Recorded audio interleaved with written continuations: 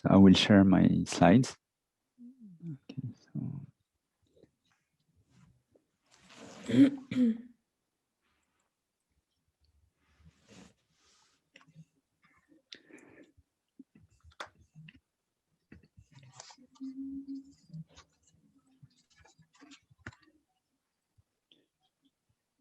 Is it fine for everybody? Mm-hmm. Okay. Okay, so thank you for welcoming me into this workshop and for allowing me to present this talk. So I was really interested by the topic because of the thematic, but also because I have done a research on Algerian descendants in New Caledonia, which led me to think that the place where migrants can be buried may have an impact on future generations. And actually, to set this this presentation, yesterday we had very interesting communications about some current migrations and the death of migrants, mainly in the Mediterranean Sea. So like Kelly did yesterday, I will propose to move to Pacific Ocean, but also to start from the Mediterranean Sea. The issue of being migrant and dying somewhere and being buried somewhere, because I will specifically discuss about people being buried somewhere, while yesterday we had some interesting talks actually, but based on people who died in the sea and the question of dying in the sea and not being able to find the bodies. For my communication, I will, on the other way, present a situation where the buried bodies are in a place and where these buried bodies can play a role in the integration of their descendants into the new territory where the migration happened.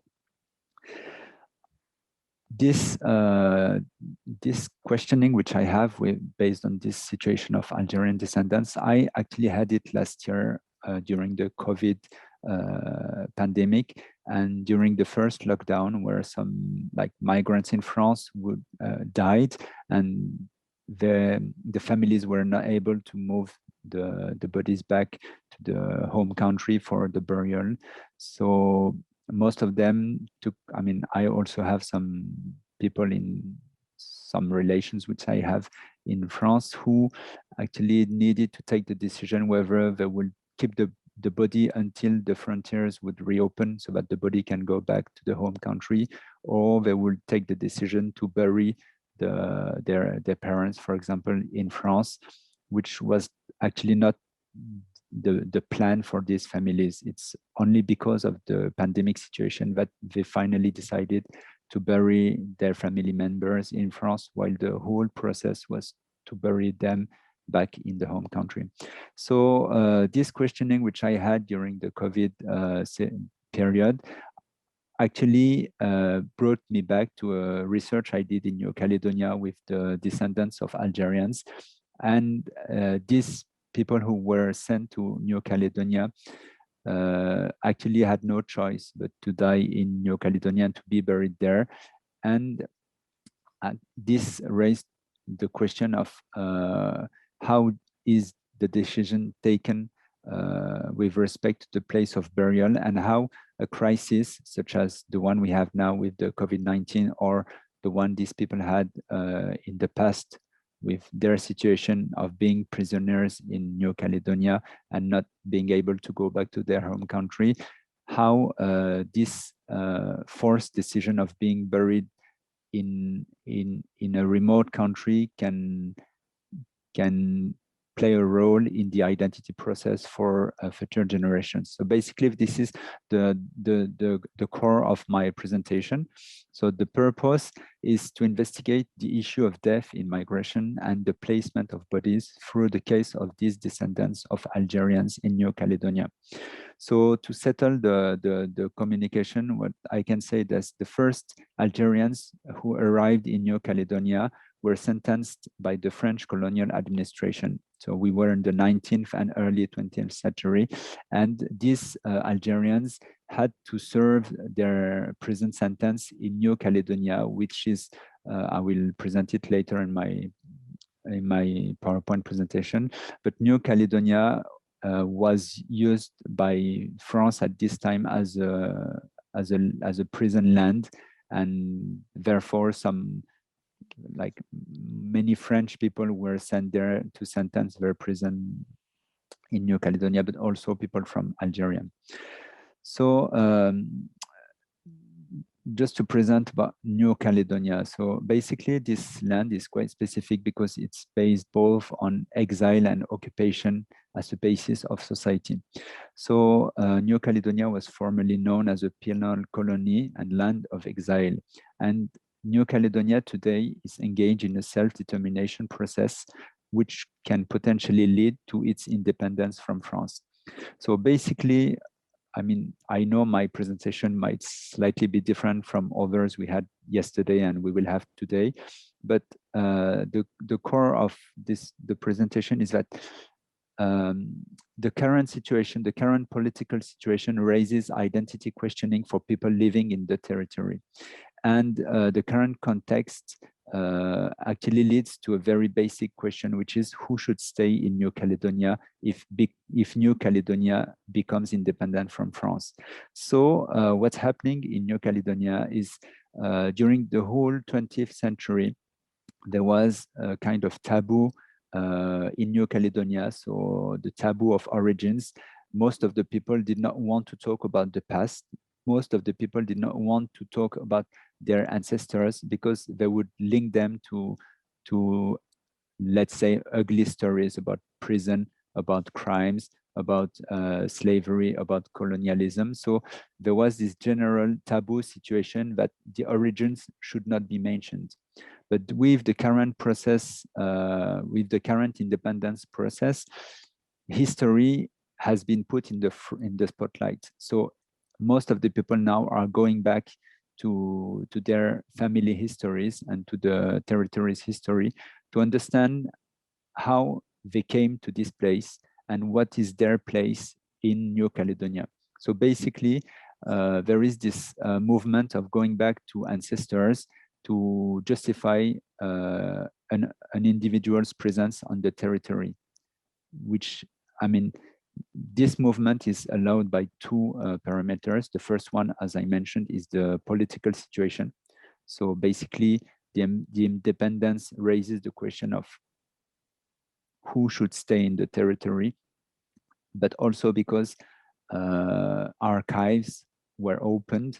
So I mean, after 1 century, some of the archives were open to public consultation. So many of the descendants do now have access to their ancestors' documentation. So basically, these two parameters make it now possible for people in New Caledonia to go back to the past and try to identify themselves in the past and try to justify their presence in the past. So this is the first point which I wanted to highlight for this presentation. And the second one is that New Caledonia is a plural society. So several communities do live in New Caledonia. Sometimes they won't mix so much, but they live in the same territory, and the issue of cultural plurality and identity development also arises. It arises for the whole territory, but also for individuals. So basically, what I wanted to mention by this contextual presentation is that my talk today is within a very specific context, which is the New Caledonia context. So a territory which is under a strong questioning process now, and a territory which is like investigating the last century, the past history to justify its identity today. So in this presentation, I did propose to focus specifically on the case of descendants of Algerians in New Caledonia. So my research was not based on burial rituals. It was based on identity, on the identity process. So basically, my research question was how identity is, how Algerian descendants in New Caledonia do define themselves as like considering their origins from Algeria, and also the fact that now they're living in New Caledonia. So how they define their own identity in this cultural plurality. So this was the topic of my research, and I did 9 qualitative interviews with descendants. And I propose today to not to discuss about this interculturation and cultural plurality of, yes. Rachid, I'm sorry. Could you? Someone asked, could you please go on full screen? I thought you would be, but someone told me you are not. Yeah, thank you. Thank you very much. I'm Is it sorry. better Please now? go on. Yes, yes. Thank Okay, you. sorry. Go on. Okay. So basically, we can consider the circulation of bodies in migratory spaces with this question of returning to the past to understand the present. So there are 3 main elements which I want to highlight. The first one is the French colonial history, which involves both Algeria and New Caledonia in the case of these descendants. Also the current New Caledonia situation with the self-determination process and the trial to define a shared past and present identity for all New Caledonians, and also the Algerians of New Caledonia from the Mediterranean Sea to the Pacific Ocean. So basically,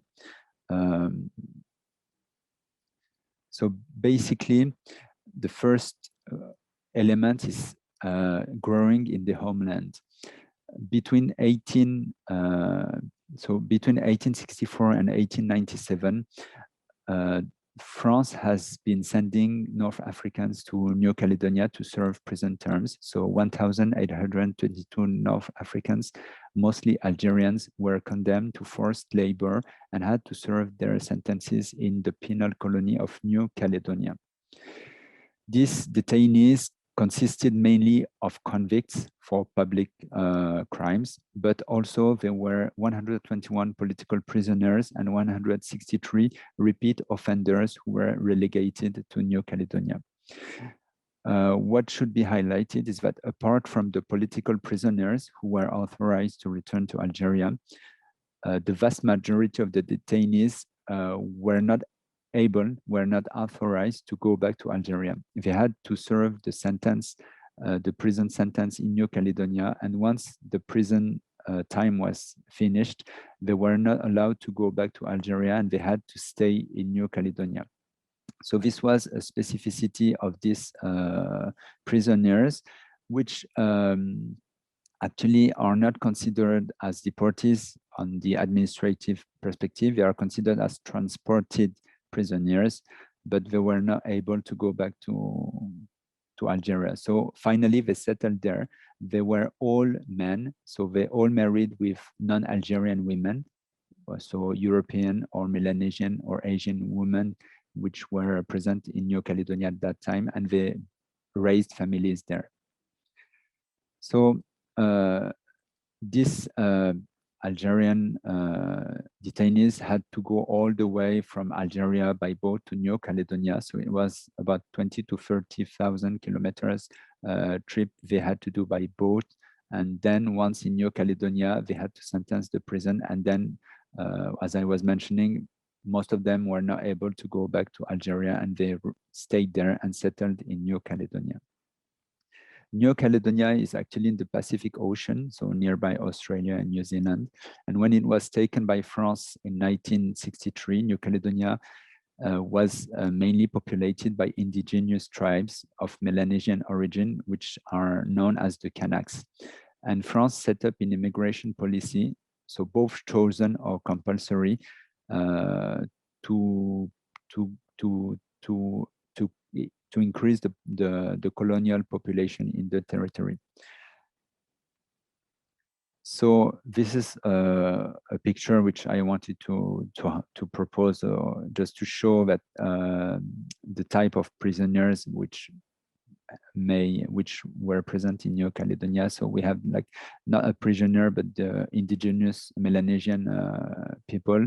They were people from European origins, and there were also the Arabs, which they call them the Arabs, but actually are Algerians in New Caledonia. So dying from the homeland.